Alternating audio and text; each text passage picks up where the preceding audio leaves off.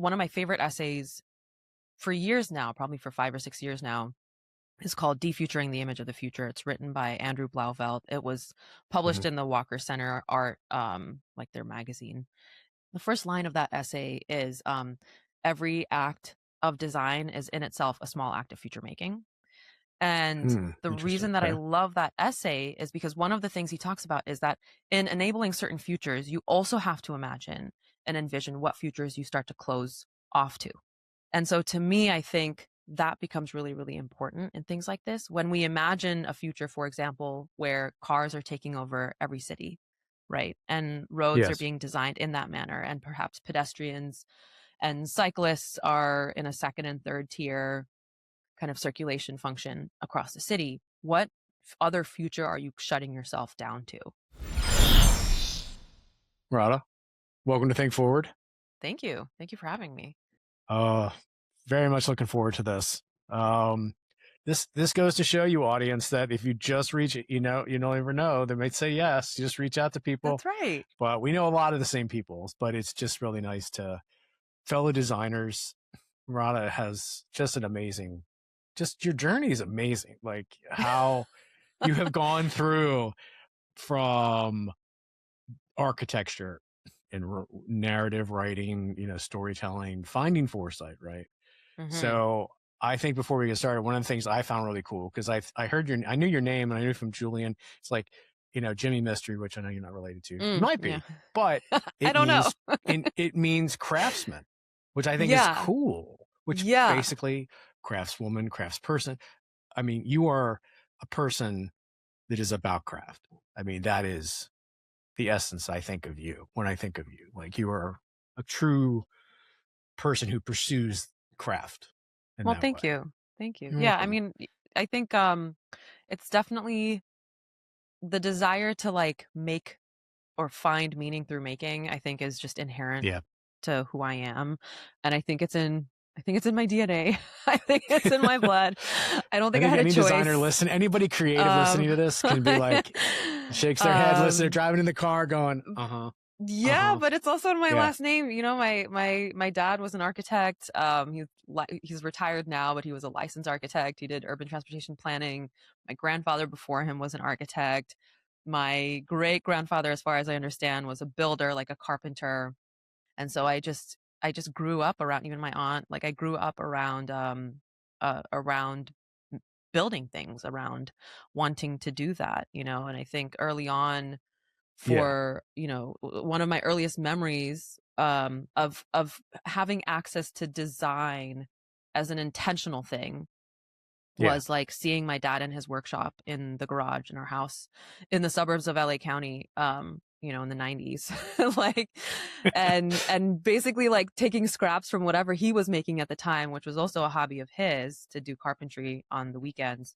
I'm trying to And imagine then, you as a little kid picking up wood pieces. I'm just oh, as it was my like, favorite thing. The smell yeah. of wood that had just been cut on like a table saw was like my favorite smell.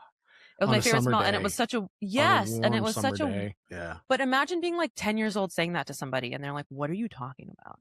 Like, especially in like the suburbs of Los Angeles. What do you mean? Like, you're sitting in a workshop all day, like your dad is. And so, but I love like taking those scraps and just finding things around the house and like just building things with it and creating my own dream worlds and creating my own kind of like exploring my own imaginaries. And it's not something that we got to do in school all the time because it was very academically kind of oriented, of course. And, back in that day, like we didn't have as much of this like question led learning that I think my children are experiencing, which is beautiful, or play based learning. It was very memorize the thing, get it back out on a test, do really good on that. And that will lead you to college. Yes. That reminds me of my sister and I growing up, because my sister, outstanding at memorizing and regurgitating. She would have been an excellent actor, I was horrible. memorizing script, or she would probably been in theater. Me, no. But I Yeah. remember, but I learned. There's a Yes. difference. Like I retained, even though Yep. I didn't get the A, but now I love you, Laurie. You're probably listening, but she didn't, she fully admits she doesn't really remember anything from school. It's just Yeah. kind of in the brain, and just dump it out. Right.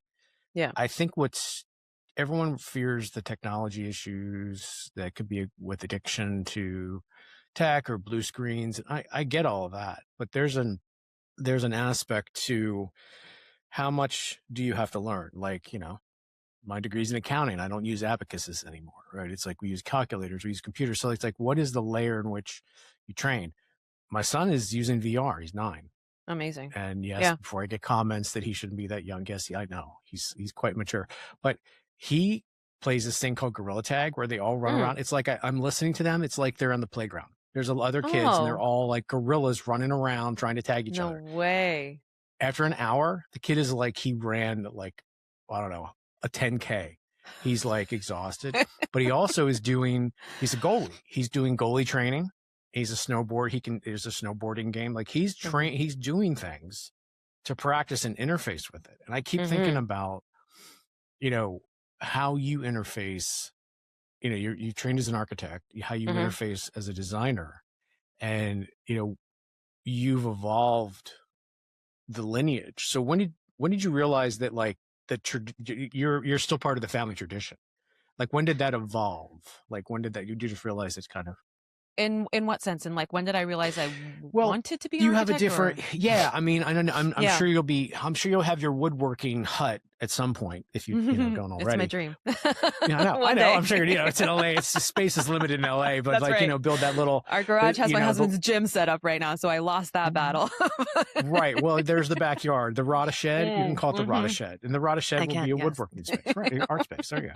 But then but you've continued that as a builder, Yeah. right? Yeah.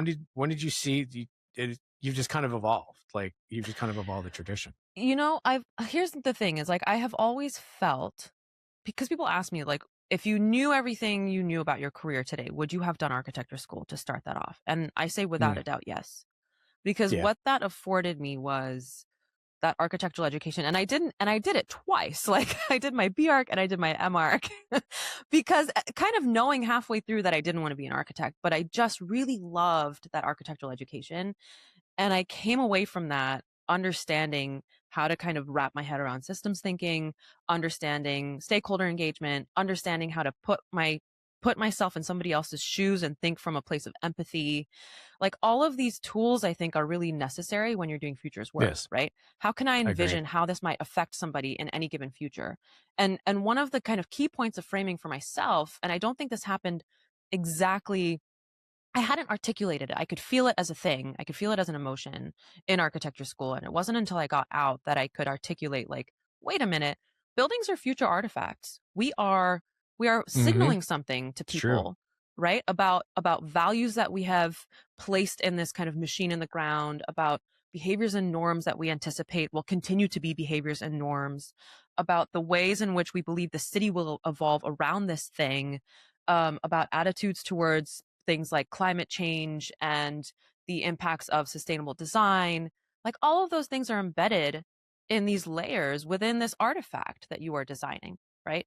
And Yes. you can look at the landscape of any city and go back and say, okay, that house has been there for 100 years. There was no built-in HVAC system. That means that either the world was not that hot and you could use passive cooling mechanisms like opening doors and Mm-hmm. having fans and opening windows and things like that. And maybe architects never anticipated that the world would get that hot 100 years ago, right? Right. And so it's things like that made me realize, like, I am still using architecture as my primary mechanism to understand how the world is going to evolve.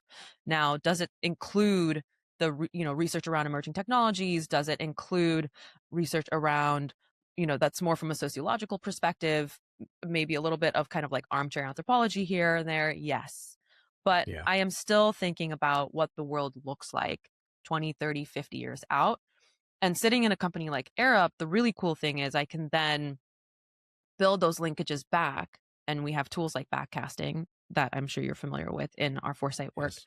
that allows us to say, if this is the vision of what we would love to happen, if we want to see cities being more connected to natural landscapes, if we want to see children growing up in urban environments that allow their brains to actually be functioning in a healthy way, what does the built environment have to do now to respond to those future desires? right? makes so a couple things come off of that. One is, as futurists, I think the best futurists are also historians. They look at Mhm. macro. I mean, Yeah. history in general, but macro history especially, to larger changes in cycles of in pattern. But as somebody who didn't go as far as you, but studied architecture and has a passion for it, I'm also I don't know if I'm a architecture historian, but I definitely studied the different architects. And you can look at buildings and go, that's a Bauhaus, Yes. or Frank Lloyd Wright's Prairie Style, or Right. you can look at Pei. Like you can look at these, or the brutalist of the '70s. Growing like growing up in Baltimore, there's a library that's like a Guggenheim, but it's brutalist architecture, cold and stark. And I always joke, you can tell like science fiction Mhm. when it was made when you look at the woman's hairstyles because they never seem to get there right. They're Yeah. always the victim of their decade. That's right. And it's the same thing with like when you look at buildings, like you look back and those styles obviously influence, and it just, for example, like the Gaudi's Sagrada Familia Mhm. finally finished Yeah. after 126 years. I But it's know. like you look back and it's like, what the styles were that created that artifact of the future. It took 125 years to make that artifact, Yeah. And he was in his right? 30s I when he know. started that. Isn't that He wild? knew he knew it would outlive him, right? It's like, Yeah. but you That's a saw that. futurist. Yeah, that's a Yeah. futurist, right? Yeah. And when you look at his, cantilever, his design, Yeah. I was looking, I don't know if you've been there. I went there Yeah. and they Twice. showed like how the weights and balances, like the thing should not be standing. Like you Mm-mm. wouldn't think it should work, but it does. And that's as It someone does. who invented a building style on top of like the structure. And Yeah. to your point, like you think about sustainability, like what would it, and that's exactly when I think about like Paris. You talked about like, are they going to have heat? Like when they built like those walk up apartments in Paris, they didn't have elevators. They kind of stuck Mhm. them in the middle as like an afterthought, like after Yeah. the fact, right? Many splits Yeah. were created in Europe because they couldn't get central air conditioner into old buildings. They just had to put a pipe in and, Yeah. hang a heat pump off the side of or the top of the roof. And you're right. It's like, how do you create structures and how do you evolve when you design futures, right? I think that applies to everybody's type of work because it's like when you have to be thinking, what is the impact of your work, not just tomorrow, but like Yeah. long term, right? Yeah, and how will the impact of your work, um, change, the perceived impact of your work change over time, right? Because what might seem like a great idea, I mean, we talk about this when we talk about, like, so one of my favorite essays for years now, probably for 5 or 6 years now, is called "Defuturing the Image of the Future." It's written by Andrew Blauvelt. It was published Mhm. in the Walker Center Art, like, their magazine, and he talks the first line of that essay is, "Every act of design is in itself a small act of future making." And the Interesting. reason that I Okay. love that essay is because one of the things he talks about is that in enabling certain futures, you also have to imagine and envision what futures you start to close off to. And so to me, I think that becomes really, really important in things like this. When we imagine a future, for example, where cars are taking over every city, right? And roads are Yes. being designed in that manner, and perhaps pedestrians and cyclists are in a second and third tier kind of circulation function across the city. What other future are you shutting yourself down to? What other futures weren't allowed to kind of come into the mix in that way? And I think what I have found in my work is it's not necessarily a complete like shutting down of those futures. It's saying, is there another path through that? Right. So we're now seeing cities where like the car is not the primary mode of transportation. And folks have really intentionally kind of gone through and said, okay, let's retrofit our roads and reimagine how people and things move through the city so that cars are not at the focus of this thing. But it takes some unlearning to be able to do that.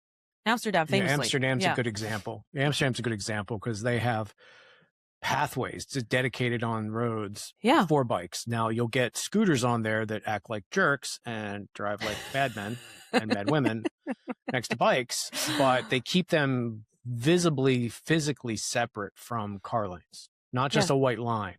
but it allows for massive amounts of bike traffic, which keep the car traffic. I mean, you live in Los Angeles. I mean, that as someone who's worked on a lot of mobility projects and, worked in the air taxi business and looked at especially the new EV tools, people have to think about, you know, LA, like Dallas, this metroplex, people might move across from town parts of town with an air taxi because I've heard people don't date each other if they live in Yeah. other parts of LA It's a long distance because it's too relationship. far away.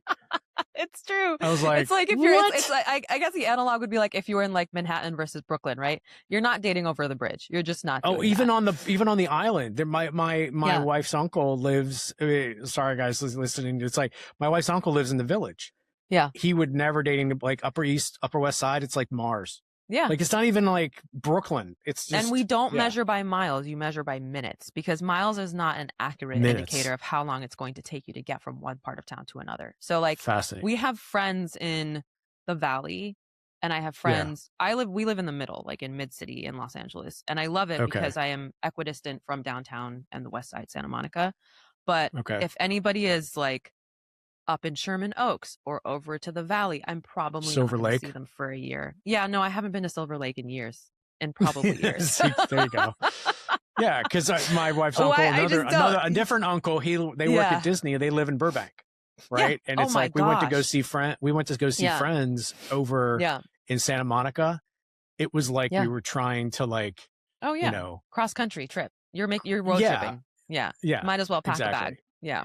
Well, and Yeah. it's like when I think about you talked about buildings of future artifacts. It's also the cities themselves. Like this, Mhm. like what does the layout of the city when you put a building in the ground and when you think about the future, like Yeah. how do you the work today you do, like Mhm. how do you carry that sensibility in the work and when you're doing futures work, like how does that translate for you? I mean, I think it starts with this idea that there is no blank slate future, right? So we Okay. do have to, you said some of the best futurists are historians, and I take Hmm. that to heart deeply. So we have to kind of recognize and meet people where they are. What is the landscape of the city? What are their tensions? What are their fears? What are their hopes? And then, what is it that we are trying to bring people towards? Like, what is the vision of a preferable future that folks can kind of galvanize around and want to Hmm. mobilize around, right? And I think like that work is really hard because it's so hard. One of my Yeah. old colleagues at Autodesk used to say, if you want to make soup for the world, you're going to end up with water. And so what ends up Wow, I love happening that. right? I And love that. and so what ends up happening in that work is there are two questions that I think have really kind of formed the basis of my practice. And one is, what do I hope to leave behind and for whom? And then the Hmm. other one is, who is this preferable for? And in both of those things, you are having to consider the notion that like you're not going to please everybody, right? That is an impossible task. And as I think in the work that we do, that is something that we have to kind of reckon with on a pretty regular basis, is that somebody's version of an ideal future is going to be somebody else's version of something that's maybe problematic or maybe hurtful or something that they have to grieve. In a lot of the work that I'm doing, so much of that is to come in as a mediator. I don't ever come in with this notion of like, this is what I think needs to happen. I'm coming in with a designerly mind and perspective, of course, but I Yeah. think what that allows is the ability to tap into people's needs and expectations, even the implicit ones that aren't always clearly articulated. When you came to Autodesk, correct? Before Yeah. the futures practice and talk about this kind of transition. Oh, yeah. Did you get the job at for Autodesk Oh, for yeah. a That's a specific fun like how story. that because I got well the because job I and then I think a lost lot the of job. Okay. okay because a lot of people wonder like you created and have built not only Yeah. just work there but you built like some of the best foresight practices in the world and Thank it's you. like you're welcome and it's just truly sincere. I mean it's to I see can't that take kind of sole credit work. for that, but I do appreciate you. No, Yeah. well, it's two things. It's a standing on shoulders of giants where we take all the techniques and the things that help us, and at the same time, it is a team effort, and that's where the culture and really creating, solid organizational foresight capability. But it has to start somewhere, right? Mhm. It's the force, the futures team of one. We didn't exist. Like, share that Didn't exist. story, because a lot Wasn't of even on people people's wonder, minds. or people know it exists now, but it's like, did it Yeah. all? It's like they think it's like, oh yeah, it's been around. No, not really. No. Yeah, no. Now it's led by this phenomenal woman named Dr. Erin Bradner, and she Hmm. is doing a really great job. I just saw her back in San Francisco a couple weeks ago, and it Yeah, was I want to great to get her catch on the up. show. I want to She's see what she's amazing. been She is doing. Yeah. absolutely amazing. So brilliant. The funny story is I was first hired to be the senior evangelist for AR and VR. I was poached from Oh, Steelcase. Was doing work okay. with Steelcase looking at the future of work back when I was to say, the did you work future with the futures group? adjacently, yeah. So we We'll were call it the the I would call them workspace the futures. intelligence. Yeah, they were like the research Yeah. group. I don't think they were Yeah. traditionally like Yeah. futures, but you were doing some Yeah. serious futures work there, though. That group Very does. very serious futures work. I was in the consulting Yeah, side of it. So we took the research and we applied it out in market basically. got it. Okay. And so they were my close collaborators, but I was not nested squarely in the workspace futures group. But this was when the future of work was a very sexy topic to be, focused on. Yes. And then Autodesk came calling and they said, we really need somebody who is a strong storyteller who can evangelize this technology that we are kind of investing in. And I basically said, like, I don't know anything about AR and VR except for some of the very baseline research that we had been doing about the implications for work, right? For the workplace. Yep. And they said, cool, we don't need you to know about AR and VR. You can research that. We need somebody who understands how to tell stories to various audiences, right? And so I joined, and about 30 days after I joined, the new CEO who had just come into his role, Andrew, the organization went through a massive reorg. They divested from AR and VR as part of that. So my team got dissolved within a month of my hiring date. Man. But in that time, I think I had made like enough friends just going around the organization that one of the guys there, he was a fellow. His name was Mickey McManus. He literally one day like took me and he pushed me into the office of the VP of corporate strategy, and he said, "Hey, John, I think you need to meet this woman." and, and we just started talking, and next thing I knew, he like had created a role for me basically, and I came on as a creative lead and a storyteller. And what that meant at the time was doing a lot of kind of executive presentations and talks. But what that allowed me to do was to meet with all of these executive leaders across the organization and to Yeah. understand what their individual points of view were You had on audience. what You had Autodesk was legitimate doing. audience I with had them. right, exactly. Did you know the term foresight? Did he know Yes. it when he was, So did you kind of like, aha, no. no, okay. So Okay. here's what happened. So, I had been on Arup's Foresight team in London and then San Francisco. I moved to Steelcase for a couple years. I was doing future of work stuff, but I was kind of finding myself moving further away from Foresight, but still had a really deep passion for it. And I believed in the value that Foresight could bring to an organization. And so what Right. had happened in this kind of new role where I found myself in corporate strategy, because I had this audience with all these executive leaders, I started to realize that we didn't have one cohesive point of view on what long-term future was. Now, these people were super brilliant when it came to their industry strategies. They knew what the market looked like. They really had insight into how the market was shifting in a kind of near term. But there wasn't any one mechanism kind of coalescing all of their various points of view into like, here is our 10-year vision on where we think the world is going and how we fit into that, right? And I think each leader like had a implicit kind of assumption about what was going to happen, but it hadn't been explicitly stated anywhere. So I asked my VP at the time and I was like, "Hey, can I do this thing that I'm making up? It's called a Foresight audit. I don't really know what we're going to learn from this, but I want to go and I want to interview like 100 people across the organization and I want to understand what are they doing to think about futures? Like they might not know specific foresight methodology or have the kind of lexicon at hand, but maybe I can do some kind of mapping to start to get a sense of like, are these behaviors already taking place in the organization, right? And if they are, then why not create some formalized infrastructure to help really propel that work forward in a more valuable way? So we have a mutual, Jeremy Carter, who was my thought Yes. partner in that work. Shout out Jeremy. And shout out Right on, man. Jeremy.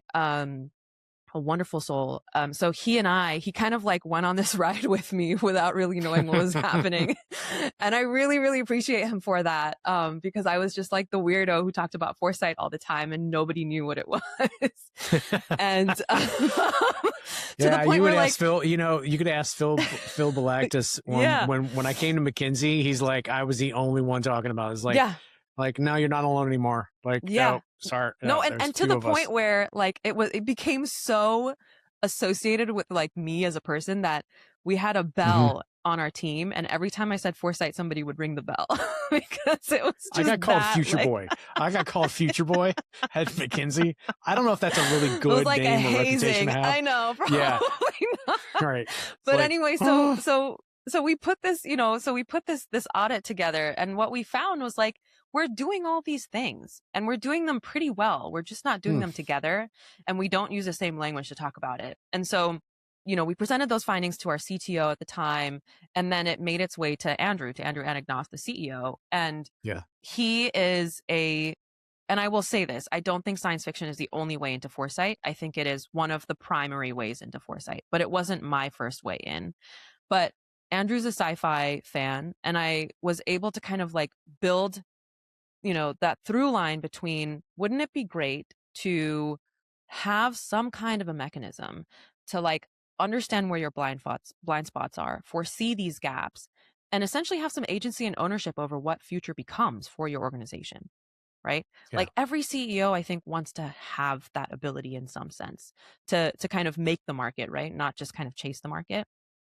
And I like that. and so he asked if I could run a foresight workshop with his executive team, with his C-suite. And I did, and I almost failed because I So tell went me about the in. workshop. So let's talk about the Yeah, workshop. I'm sure there's a lot of people on listeners. I know for a fact a lot of people do workshops, facilitate. So what did you put in it? What was there a yeah. fall on your face in the middle of a morning No, it type of was moment? Like what was the process?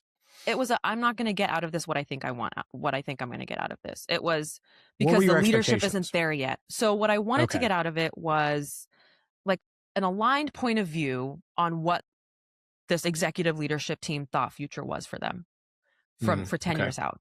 And because what Okay. I was then hoping to be able to do was to then trickle that down out of the exec team into other parts of the organization and use foresight tools and methodology to say like, hey, if we have this vision as an organization, here's what it means for you, product development team. Here's what it means for you, research. Here's what it means for you, marketing, risk management, corporate development, all of those groups, right? What ended up All right. happening was that within the executive team itself, there wasn't consensus on the kind of primary drivers that would be impacting the business or in the direction that they would go in. So you might have one, and I'm giving hypotheticals because I don't want to say exactly what happened in the room, but you might have No, it's fine. one It's fine. one person saying like, I think that an increase in the middle class is going to mean that more people have more money to buy more things. And if people are going to buy more things, then we should be making more things for them to buy. So more people are going to use our tools to do that. But then you have someone who's kind of sitting in the seat saying, actually, I work in our startup ecosystem and I work in emerging markets, and it's not buying, it's reuse and it's resell. So how are we thinking about, you know, kind of retrofit versus new consumption, right? It sounds like those are scenarios and implications wheels waiting to happen right Yeah, there. exactly. Exactly. And Yeah. so midway through the workshop, I kind of realized like we're not going to get consensus amongst this group. But what I Hmm. did realize was what probably needs to happen is another series of workshops where we are together clearly articulating what we ended up calling our forces of change, the Autodesk forces of change, what those were going to Mm, be for the organization. yeah. Right. And so coming out of that workshop, what I ended up with was a clear focal question for the group, which was not my original desired output, but I think it was enough to kind of get the ball rolling. And, from that, and mind you, this was like a year and a half campaign that I was building. So this is not something that happened overnight. This was me going around being the crazy foresight woman for about 18 months. But what came out of that was the spinning up of the Foresight practice out of the corporate strategy team, and this more kind of like formalized infrastructure for the delivery of Foresight work, with our executive leadership team being our primary audience, and then we had these dotted lines to everyone else. But the team itself was also kind of nested in the office of the CTO, and that was by design as well. Yeah, that's a structural choice. Like, why do you think, Yes. I want to talk about organizational things, like why do you think placement matters so much? Like, what Yeah. happens if it's in the wrong place? I think we Well, so kind of I mean, know, but like, let's play it out. But yeah, yeah, it's a very yeah, leading question, but I think we have, I know. I so know.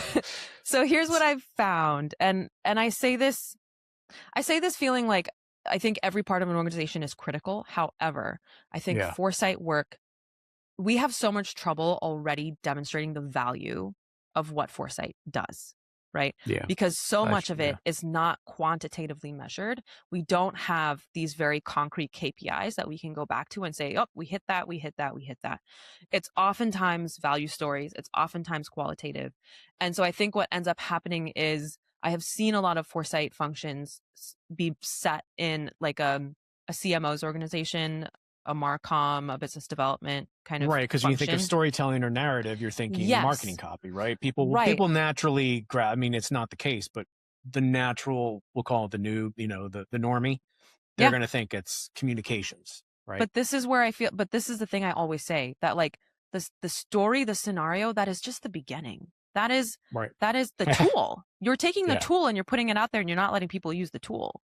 And so for me, like scenarios and narratives, and this was kind of why I went back to grad school and I did my narrative environments degree, because I wanted to understand, like, how do you take deep narrative theory and leverage it in a way where people see the value in it as a tool of thinking about potential futures, as something in the same way that you would think about a financial model.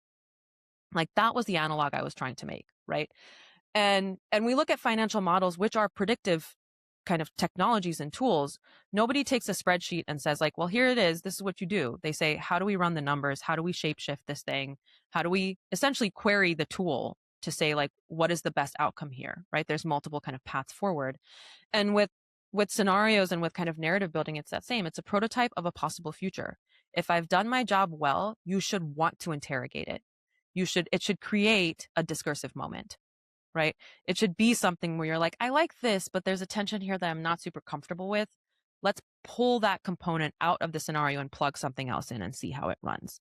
And so because of that, it was really important to us that the Foresight team was nested within the CTO's organization, because what that enabled then was the scenario was not the end game. The story was not the end game.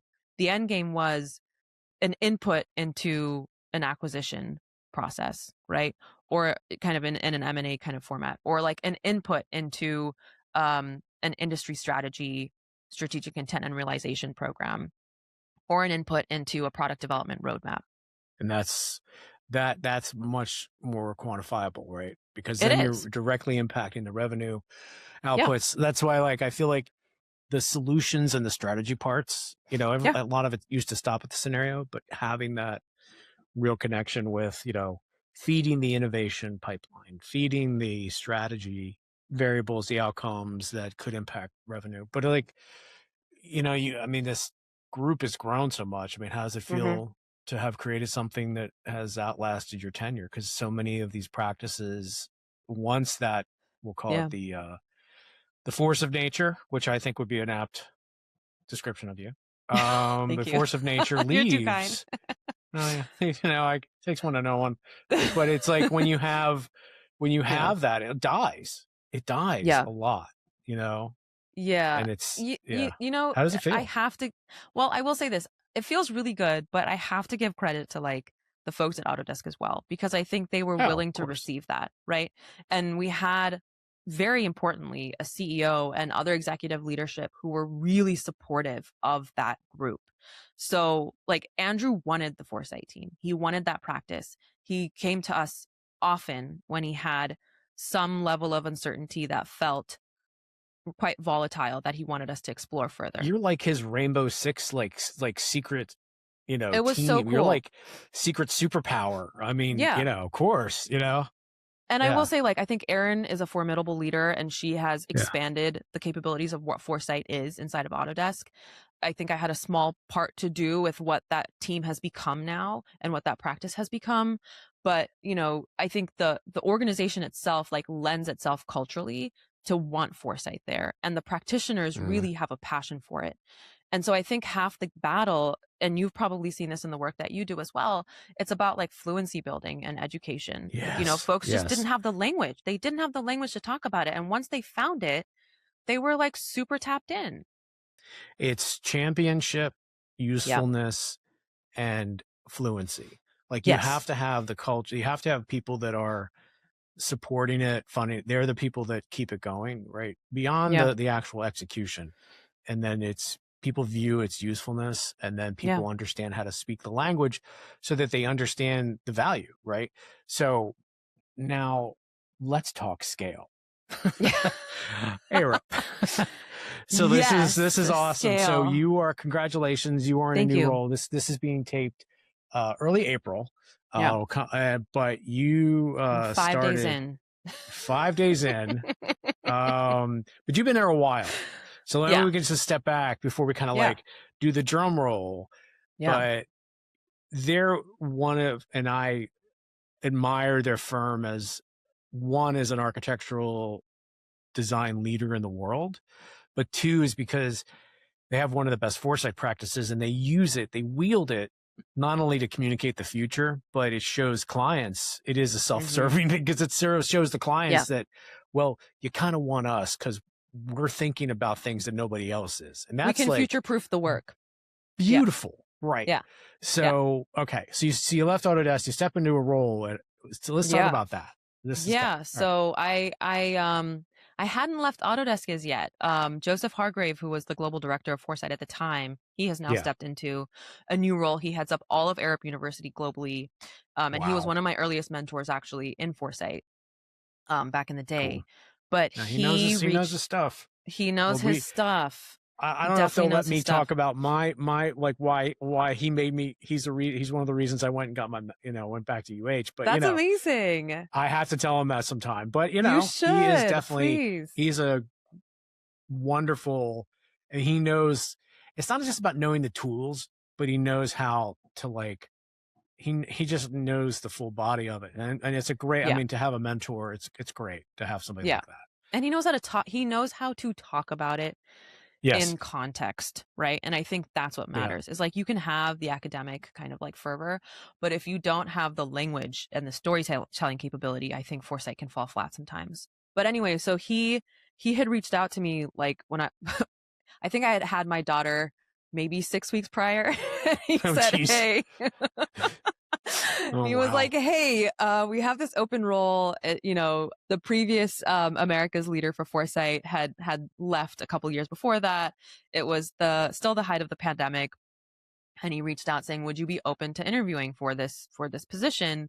We've put it out competitively, and it's for the America's region leader for Foresight." And I said, "Yes, sure," not really knowing, like maybe comprehending fully what that would entail, and still in some sense of mat Yeah. leave brain fog, I'll say. That's a big, yeah, exactly. I mean, like, yeah, that first year. Is Listen, that your first and it was child my or is it your first second? child. It was my first First child, child. right. Yeah, So first child, first time. Horrendous. He any really got parent me at my listen, yeah, lowest any point. parent listening, you're navigating, like, you're failing every day. Everything. There's no sleep. Listen, There's no, I yeah, I came out of I'm that there. interview and I had my husband like listening at the door and I was like, "You have to tell me if I am saying grown-up words because I am talking to grown-ups and I need to know that this Oh is my legible." God. That's awesome. Oh my It was, God. but it was also kind of, it felt a little bit like a homecoming as well because, I had been at Arup previously. Arup was my first experience in Foresight. They were the ones that gave me the language. They were the ones that exposed me to the tools and the methodology. So And like coming home, you're coming it home felt like that. It did. after It you're did feel. on that journey, walk about, go to the Yeah. mountains, meditate for Yeah. a year in Yeah. silence. I mean, now I you're did some coming soul back home. searching. Right. Yep. And then I came back and I came into this new role. There wasn't a team, the Americas region specifically. And for context, Arup is a global design and engineering firm. We have 90 offices, 18,000 people and growing, but it's a London headquartered organization. So the majority of the Foresight team sits quite squarely in London. And in this restructure, we have kind of done away with the regional format in the hopes of encouraging more global ways of working. But at that time, this was like 2021, 2022, we were still very heavily kind of in these siloed regional contexts. Um, and so I came in as a solo practitioner, basically, with the task of, rebuilding Foresight fluency. The firm had had a lot of turnover due to the pandemic. I think most organizations had experienced that. Um, and so there were principals who had kind of been there for previous versions of the Foresight team. And then there were a lot of new folks who had come in who had no previous kind of exposure to the practice or to the value it can bring to their disciplines in their work on a daily basis. And so, half the battle was rebuilding Foresight fluency across the region. And then the other one was like translating what Foresight could do out in market, because we had both an internal remit to work with our leadership and help them think about what Foresight could do for the health, well-being, and kind of, ongoing legacy of Arup. But then we also had to go to like our clients and say, hire us because we can future-proof your work. We're not just kind of building the work, we're making sure it's going to be around for the next 50 to 100 years or whatever that kind of timeline is. And I think, now we have this really kind of beautiful concept that we're bringing back in that came from our founder, Ove Arup, around like total design, which is how do you kind of bring together skills and mindsets and different perspectives and different regional contexts to explore kind of the widest possible, problem area so that you can kind of bring forward the best possible solution, right? So he was talking futurist language. He was talking foresight Yes, language without really talking about it. Because that's the beauty exactly. of our field, is that people from the different experiences in the walks of life, the kind of futurists they are, like that is what he's just Yeah, his philosophy. Do you think yeah. that because of that philosophy is why? Because I can't, and please tell me if are there other foresight or organizations like Arup's in the world, like at other firms? I think I'm there trying. are starting to be foresight They're starting practices to be for because they sure. see what you We must see might be what one of you. the longer running ones. Yeah. Well, I think they see what you're doing and the effectiveness of it, and they're probably like, "Yeah, we probably should do that." And but Yeah. I'm wondering, like, but that philosophy of his is, if that didn't exist, would Yeah. it foresight be? That's what I wonder. Like that, would it be like the DNA that legitimizes it, right? Yeah, I do think it's ingrained in the culture. I think that when you come Yeah. to Arup, you are most definitely kind of buying into this idea of like being, perpetually curious, wanting to not just do the job, but do it, go above and beyond, and think about like what else could we be responding to? Like, is this the right question? Is this the right research question? Is this the right project question? Do I have the right team in place? Do we need to upskill ourselves in some way? Are there new emerging technologies we should be leveraging? Right? It's this constant like wanting to learn and expand, I think, that lends itself to foresight work and to a foresight practice. And I think our executive leadership is also very supportive of that. And so we, as part of Arup University, we don't just have like a consulting mandate to go out and do the work for our clients. We also work very closely with our leadership inside the organization um, to to help Arup think about like how do we stick around to make it to our 100th birthday? What does that look like? Hmm. What does Arup want to be at that time? We're When coming is up the on 80 100th years birthday? in Oh, 20 80 years. years. Okay, Yeah, so 2046. Yeah. yeah, yeah. Well, and the way that buildings are built, it's for building for the future, right? But it's Hmm. also different between different places. I think we in our pre-interview call, we were talking about like the way you build here in Boston versus Los Angeles, Singapore, Mumbai, Lagos. Like you operate in all those worlds. Like you operate in that. Like, how do you think it's relevant? Like foresight, how do you do foresight that's relevant globally without kind of, because that's the thing when you have to go to 18,000 people, you have such different things to make sure that there's connection to, do you have other people, almost like Foresight, futurist agents, I can think of layers, right? The core team, the adjacents, and then the kind of the interested ones that kind of contextually design it, right? Mhm. Yeah. Yeah, Go so ahead. so we Yeah. have so the really cool thing about Arup is so the core team, the core Foresight group is within Arup University is about plus or minus like 40 people globally. Mm, okay. So imagine 40 people being responsible for 18,000 people Wow. across the organization, right? Wow. Internally. And then we have over 60 disciplines inside of Arup, like engineering and design disciplines. So that means we are having to reimagine new skills, new approaches, new methodologies, new tools in all of those disciplines and think about how those evolve over time. And that's everything from like digital tools and infrastructure to Yeah. water to aviation to roads and streets. Like you name it, we have our hands in it. People listening to this podcast have probably walked through, sat through, been in something that Arup has touched, some project Oh, around the world, absolutely. stadiums, roads, Absolutely. whatever, right? And so the way we do it is we don't always do the same foresight work everywhere for everyone. Yeah. If we kind of like allude back to that, I think what is quite a perceptive but now overused quote from William Gibson, the future is here, it's just unevenly distributed. We have to reckon with that, Yeah. right? Oh, We yeah. have to reckon Uh, with that. And yeah. I think part of it is to go back to like you can't make soup for the world.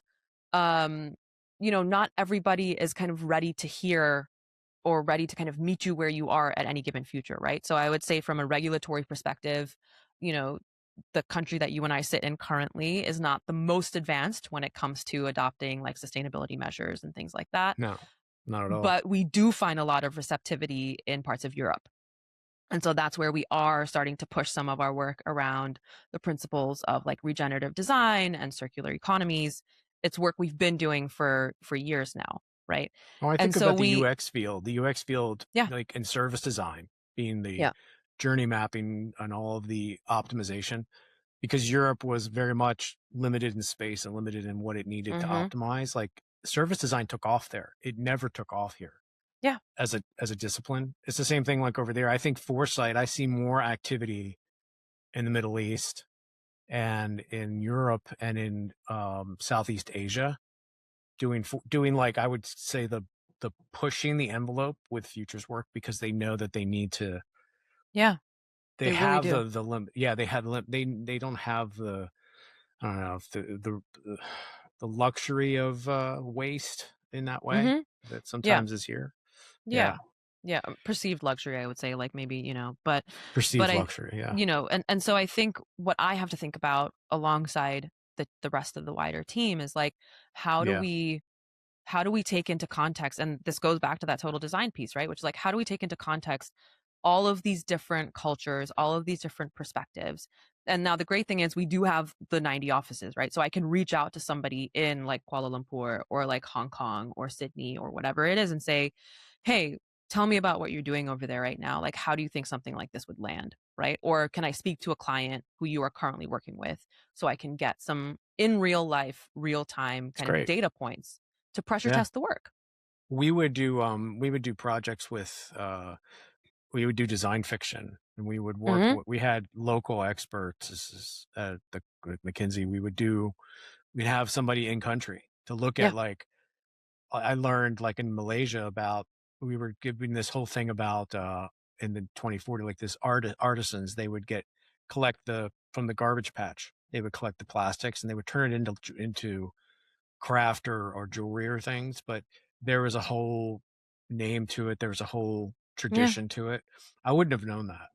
And Yeah. you have to have those people to give it the texture and the context that someone can see that it's like this is authentic and I want to read this. I want to Yeah. actually, That's right. understand this. Otherwise, it just yeah, and it's not about Yeah. like I hate these terms like unconscious bias or this or that. Everyone's got bias. Everyone's got Of experience. course. If It's you just are going to human, come you from have what you know. bias. Yeah. Or if you're Yeah. human, right? It's like, but at the same time, if you would just acknowledge that, okay, these are your perspectives. Let's get. That's to me the thoughtful thing to do is like, how do we make it relevant for the people that the real audience that is going to read it, right? And Yeah, not just but you be said like, something really key, right? The what's thoughtful up? thing to do. Like, I Yes. think there is so much humility required in the work that we do. Because, and this is why I go back to saying I am a humble mediator. I am like the person that connects the dots and sits in the room, sometimes like a fly on the wall to say, like, what am I hearing? What are the whispers of possible futures that I'm starting to Mm-hmm. hear? And then be kind of the sense maker. But it's never my vision. It's never, I mean, I have my own little side projects, but like if I'm in the work that I'm doing, it's never my vision, right? I have Well, been speaking, successful, yes, you have. Speaking of side in that. projects, yes. Good You segue. just, I appreciate you with the segues. Yes. I mean, you have also a fellow Yeah. showrunner. You have a show Yeah. with Tobias, your host, your co-host. Tobias Ravel. Y- Yes. The great, yes, the yes. So magnificent. talk about where that spark, Yeah. this is really cool because we need more conversations. We need more shows like this. And it's Thank it's it's you. great. Thank It's you. great. Yeah, so we have a podcast called Future-ish. I love that. FUTUR-ICSH. Well, because we kind of were like, we're not really doing, it's not like super futures, but it's future-ish, It's like, Yeah. it's kind of there. And we're not super serious about it, but we're like kind of serious about it. Do you think we're Um, serious? Do you think we're serious here? No. The whole point is to educate, but we got to have like, yeah, I'm not. No. I mean, if you can't laugh at like the that's right. potential peril of the future, then Yeah. Oh, man. just, I have a whole prepper community that I can put you in touch with if you want to build a bunker. But Then you need honestly, a just, support group, honestly, because this work can be really like yeah. mind melding in some ways. Oh, absolutely. Especially when you're like, I mean, we are looking like we're in like the beautiful, the backyard garage and Beautiful Mind. I mean, like Yeah. everything it starts to, kind of get to you. But Yeah. yeah, but Yeah. I love the name because I want people that on this show that have just different perspectives, different conversations, and I just don't want to just talk to myself. So, because Exactly. that would Yeah. I could bored Yeah, and myself. I'd bored of myself. But you guys have really interesting banter between each other. I we mean, do. It's so very like sibling rivalry. I mean, it started because yes, so it yeah, that's a started good way to because describe it. Tobias and I have both gotten, and the funny thing is like he and I both started as graduate researchers when we were doing our masters in London. So he was at the RCA, I was at St. Martin's. And we were at in Arup's Foresight team. And then we both kind of left and did our own thing. I went more corporate, he went academia. And then Joseph Okay. pulled us back in together at the same time, basically. So he was our design futures leader. He's since kind of moved into another part of of Arup University. He leads our strategy office now. But we came back at the same time through like peer pressure is what I would call it at this point. But we got to this point where we're like, hey, we're not actually getting to do the foresight work we love. Like we are advocating for it Mm, for our teams. We are facilitating it for other people to do, but we're not getting to do the nitty gritty like horizon scanning, signal gathering, all of that stuff. Um, and we would send each other signals all the time in WhatsApp. And so a couple folks had kind of come to us and said, like, maybe I want to say jokingly, because I can't imagine anyone would seriously say this to us, but they were like, you should start a podcast. It would be really fun. And so Tobias and because I nobody's doing a podcast. we're like, well, There's just. because there are so many good Do you know ones. how many are active? Well, hold on a second. I found This the one stats. Do you know how included. many out of like the couple million podcasts that are out there? Do you know how many are actually active? No, how Like many? 50,000 No are way. I actually thought it like. was so much more saturated than that. Now, I mean, the thing is of terms of real consistent. I mean, it probably could be Yeah. higher, maybe 100,000, Yeah. but there's really consistent like Yeah. shows out of like the million. There's only a fraction of them that like 50 like that are No. really producing Well, that makes me feel better, content actually. regularly. Yeah. So Yeah. like that's what I feel like, like Future Pod and your Yeah. show and my And show Julian's show. and Julian's show. Yeah. Julian Bleecker was on the show. So if you're listening, you should totally check that out. But he's got a great thing that he does on, he's the, originator of design fiction. But I think there's some really good, and there's the varied conversations. We all do very different Yeah. shows. Yeah. And So that's what's awesome. Yeah, and so Tobias and I were basically like, all right, we need to do something because we both felt very blah in moments about we love the work we do. I want to say that. You're I right. don't want to get in Yeah. trouble with anyone. But like No, and you. I mean, also, no. There's never a question of you loving the world, and yeah, that's never you a know, question. I wouldn't think. but Yeah. I wanted to like be talking about signals again. Yeah. And so we just basically we were like, how do we take our WhatsApp like chat and put it in a podcast? And so it comes out every 2 weeks. One of us brings a signal to talk about each episode, and we basically like dissect it and trash talk a little bit. And, try Nice. to, Yeah, and I've listened to a few of them. um, Yeah. Yeah. yeah, but it is very like sibling rivalry. And then I was just gonna this say year, that sibling rivalries. yeah. Exactly. Yeah. Yes. Yeah. It's exactly what it is. And this year we're bringing on guests as well. So like every few episodes we'll have some guests. We've just started doing that. So we're kind of like playing with that format as well. But it's a side project. It's something to keep us excited about futures work. It's good you have And permission. It's good that you have a company that understands that you're a great voice in the community, and to have you be able to talk and mhm, share that only yeah. benefits them. Yeah. Only Yeah. it I mean, only benefits them. and it's just to clarify, like it's not affiliated with Arup in any way No, and besides the fact that's that why I like wanted to make Tobias sure and you I, had the yeah. disclaimer, but still Yeah. it's like there are places it's like, no, Yeah. no.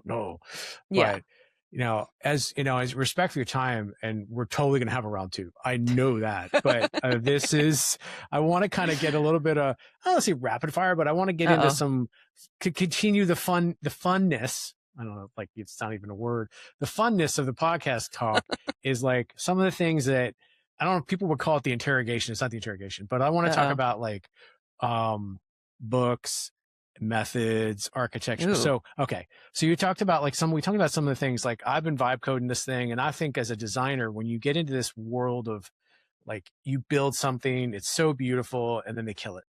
Mhm. Or I worked at Mhm. Sapient for a while. I worked at some ad agencies, and it's like Oh, you no work way. on these cool things and they just never implement it, right? You give it to the Yeah. client and it never sees the light of the day. Yeah.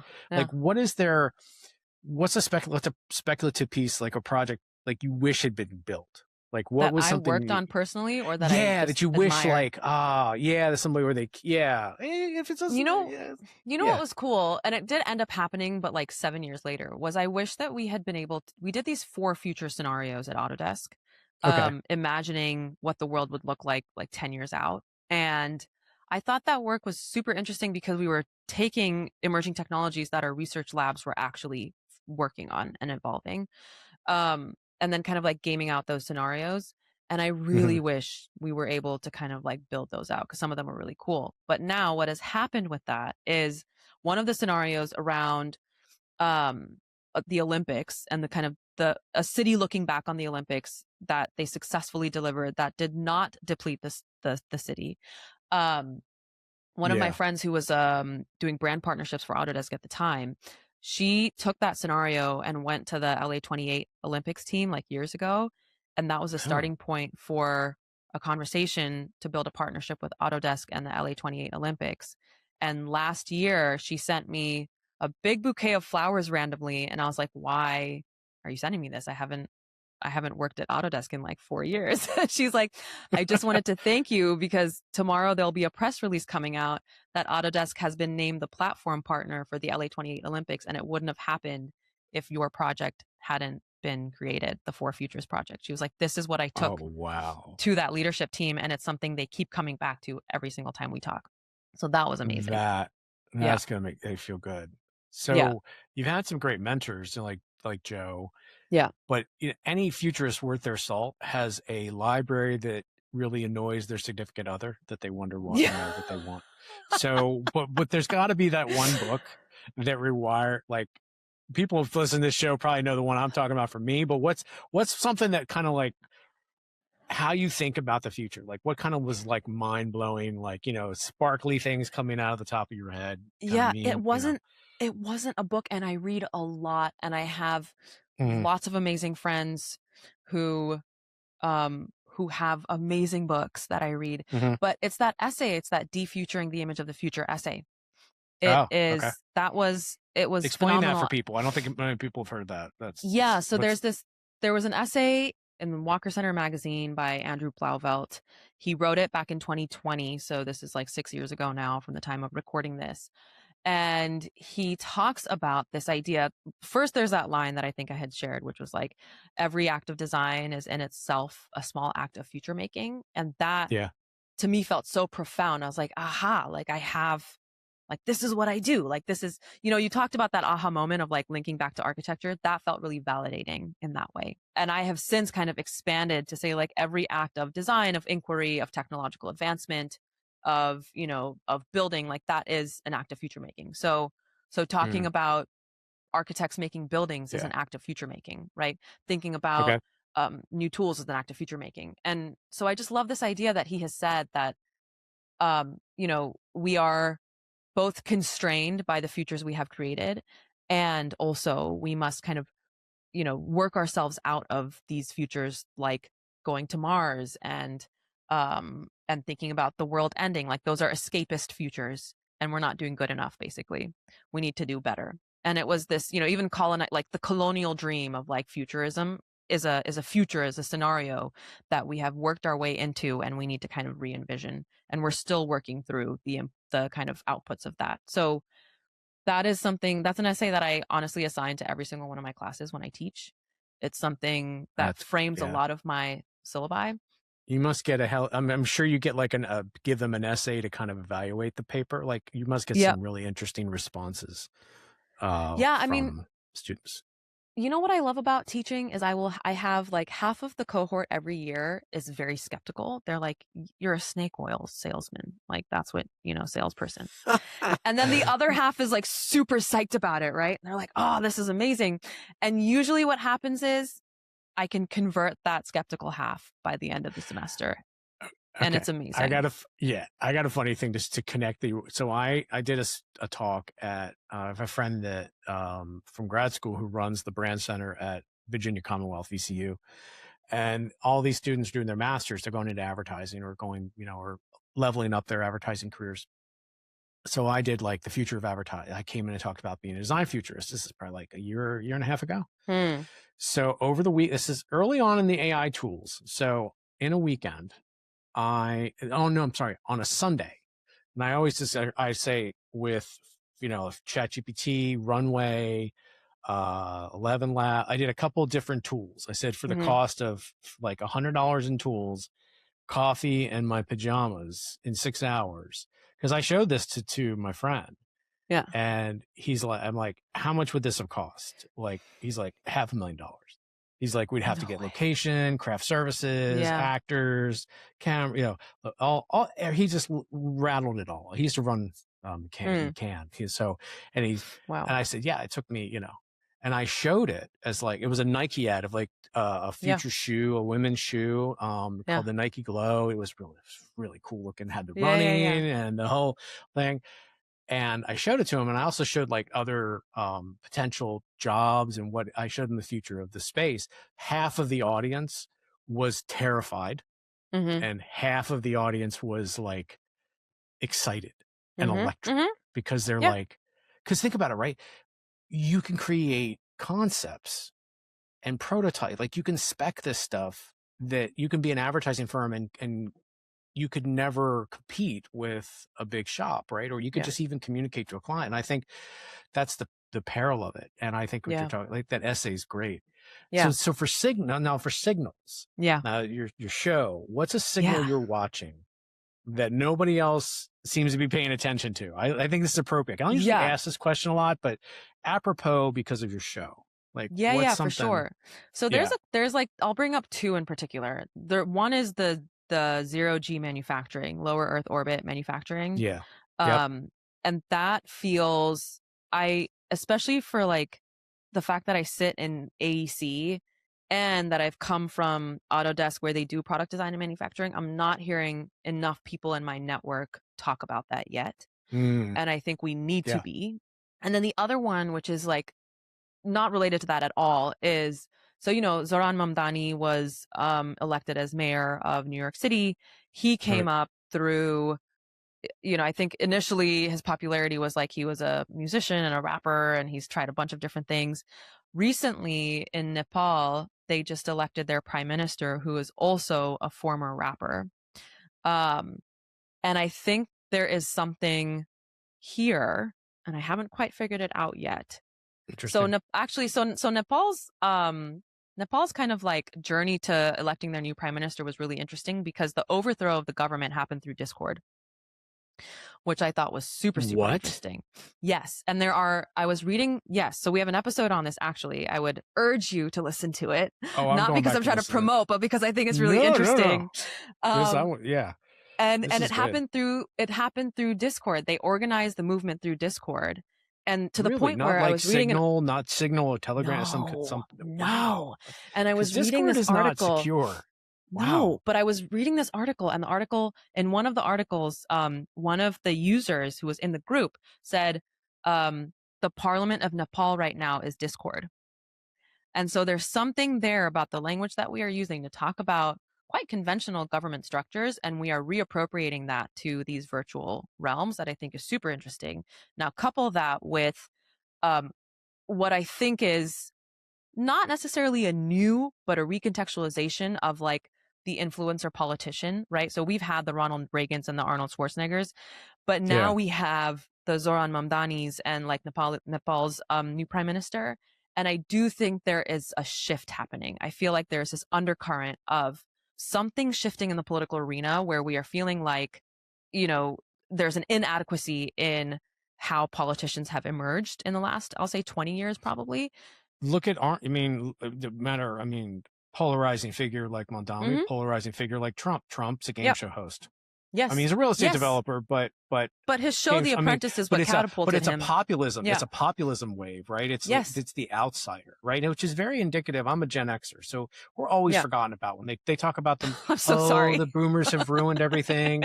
The millennials are the And I'm saviors. an elder Well, millennial. right. It's like the Xers, the forgotten children again, the latchkey The middle children child. again. And I'm thinking to myself, like, what about us? I'm like, yeah, we're just going to come in and fix it. Because also, if you follow generational cycles, Yeah. millennials were they were the greatest generation. They were the ones that fought in Normandy. So we were like, Gen Xers were like Eisenhower, like the battlefield commanders. And like the boomers of that gen were like FDR. So Hmm. if you think about the cycle of it, it's like, yeah, we're just like the forgotten ones. I would offer to you as a signal to look Hmm. at, and I've been um, involved in the space for a while, is orbital data centers. Because Mm. what's happening, Interesting. the okay, two things. SpaceX bought XAI, which was the part of Twitter, Yep. but that is giving them orbital AI capability to now put up data centers and sell, because now there's no OSHA, there's no Yep. EPA, Yep. there's also sun 24/7, solar, nuclear, all the things you could do. And it's like we're going to have, because we have a power issue when Yeah. it comes to powering all the artificial intelligence. So it's Yeah. like, you're going to start to see, this is like, to me, Yeah. beyond sending people up and like space tourism, this is the first, I think, beyond like mining asteroids, is the real moneymaker Yeah. commercialization of, it's like the killer app for commercializing space. Nobody's Hmm. talking. I mean, Musk talked about it, but there are a few companies, but you're gonna see it more like, how much can we lift? Because I don't have to fight with the town to build a Right. noisy ass data center. Like, Right. sorry, I'll have to beep that one. Right. A noisy Right. data center next door. No, I can Right. just put it 32,000 miles away. And I think that that's a really interesting, like, what is going to move off planet. Hmm. Hmm. So that's my Yeah. signal. Yeah. But No, I'm definitely going down that rabbit hole. Thank you for that, for sure. you're welcome. My pleasure. Yeah. So for the fun things, as we kind of, so I never really asked this, but I always love the Restart Civilization concept. You're Yeah. that kind of person. So like the books, the music, the objects, like what go with that? Like what, let's riff on that. Um, What would you I'm, bring? oh man. So There's so many things. I'm like, I would be a see, the hoarder if music the world lover was can't ending. decide. The book lover can't Yeah. decide. And I'm both It's of like, those, and it's I know, horrible. That's why I do it. It's what I'm here I don't for. know. I have So, Sade in my background, so I feel like you got to have some Sade. But I'll oh, say love her. Oh man, for objects, because I think I will say this forever, never, never. A pen and a notebook. Like there you go. Pen and a notebook. There you go. Write a story, 2 communicate objects. something, share something. That's what you need. Yes. Entertainment Yeah. helps you remember shit when you learn new things, Yeah. I want there to be like, there's a books on how to survive the apocalypse. Probably a good one to Yeah. bring with you. Yeah, I'd probably. probably bring like Shakespeare or the Bible or something to give some values. Yeah. And Yeah. maybe some comedy. Yeah. But okay. So let's finish this up. So taking this whole environmental thing, finish this one. The future of the built environment is what? Is not always new. Love it. That's great. Yeah. Radha, thanks for being on the show. Thank you so much. This was really fun. Thanks for listening to the Think Forward podcast. You can find us on all the major podcast platforms and at www.thinkforwardshow.com, as well as on YouTube under Think Forward Show. See you next time.